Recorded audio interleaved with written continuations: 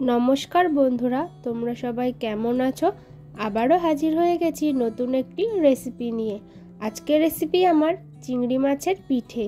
চিংড়ি মাছের পিঠে আমি কিভাবে বানাই আজকে তোমাদের সাথে সেটাই শেয়ার করব। ভিডিওটি কোনো রকম স্কিপ না করে প্রথম থেকে শেষ অবধি আমার সঙ্গে থেকো। প্রথমেই লাগছে আমাদের চিংড়ি মাছ। তার জন্য আমি এখানে 300 গ্রাম চিংড়ি মাছ নিয়েছি। ভালো করে খোসা ছাড়িয়ে নিয়ে ধুয়ে পরিষ্কার করে রেখেছি। এরপর লাগছে আমাদের নারকেল। তার জন্য একটা নারকেল কুড়িয়ে রেখেছি। যে হলুদ গুঁড়ো, তার জন্য 1 চামচ হলুদ গুঁড়ো নিয়েছি। সর্ষে বাটা, তার জন্য 1 চামচ সর্ষে, নুন ও কাঁচা লঙ্কা দিয়ে বেটে রেখেছি। আদা ও জিরে বাটা, তার জন্য 1 চামচ জিরে ও হাফ ইঞ্চি আদা বেটে রেখেছি। স্বাদ মতো লবণ, লাগবে 1 চামচ কাশ্মীরি লঙ্কার গুঁড়ো, লাগবে আমাদের সামান্য গরম মশলা গুঁড়ো, লাগবে পরিমাণ মতো সর্ষের তেল। একটা মিক্সার গ্রাইন্ডার জার নিয়েছি, তাতে দিয়ে দেব আগে থেকে ছাড়িয়ে রাখা চিংড়ি মাছগুলো ও নারকেল কোড়া, দিয়ে এর মধ্যে দিয়ে দেব 2টো কাঁচা লঙ্কা, দিয়ে একটা স্মুথ পেস্ট করে নেব। মিহি করে পেস্ট করে নিতে হবে। তোমরা কিন্তু এটা শিলেও বেটে নিতে পারো। শিলে বাটলেই এই রেসিপিটার টেস্ট খুব ভালো হয়।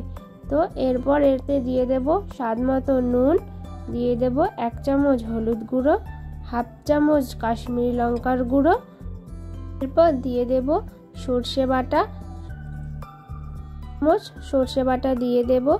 এরপর দিয়ে দেব আদা ও জিরে বাটা, এরপর দিয়ে দেব পরিমাণ মতো সর্ষের তেল। বেশ খানিকটা সর্ষের তেল দিয়ে দেব, দিয়ে এবার ভালো করে মেখে নেব। বেশ কিছুক্ষণ ধরে ভালো করে সব কিছু আমাদের মেখে নিতে হবে। দেখো আমার কিন্তু এটা রেডি হয়ে গেছে। একটা ফ্রাইং প্যান নিয়ে নেব।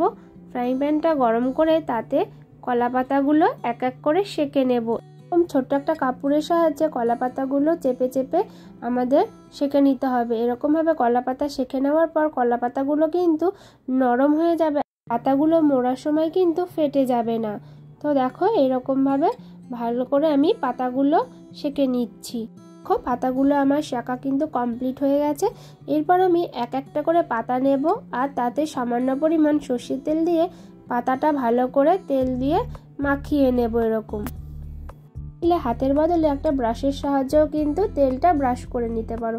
আর যে নারকেল আর চিংড়ি মাছের ব্যাটারটা রেডি করে রেখেছিলাম, সেই ব্যাটারটা কলা পাতার ওপরে এরকম হাত দিয়ে চেপে চেপে দিয়ে দেব।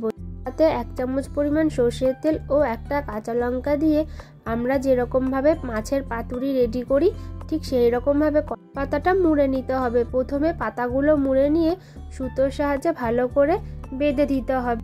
যে এরকমভাবে দেখাচ্ছি সেরকমভাবে রেডি করে নেবে। দেখো আমার কিন্তু পাতাগুলো রেডি করে নেওয়া হয়ে গেছে। এরপর এগুলোকে এক এক করে ভেজে নেব। তার জন্য প্রথমে একটা ফ্রাইং প্যান গরম করে তাতে সামান্য পরিমাণ সর্ষের তেল দিয়ে দেব। তেলটা হালকা গরম করে নেব।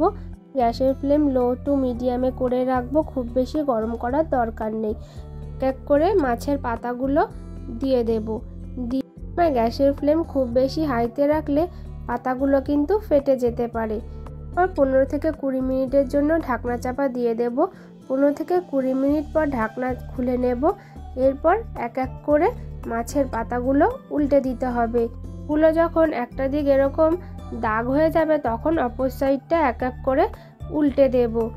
এই মাছের তো অনেক রকম রেসিপি খেয়েছো, একবার এই রেসিপিটা বাড়িতে ট্রাই করে দেখো, সত্যিই খেতে কিন্তু অসাধারণ হয়। 15 থেকে 20 মিনিটের জন্য ঢাকনা চাপা দিয়ে দেব। 15 থেকে 20 মিনিট পর ঢাকনা খুলে নেব।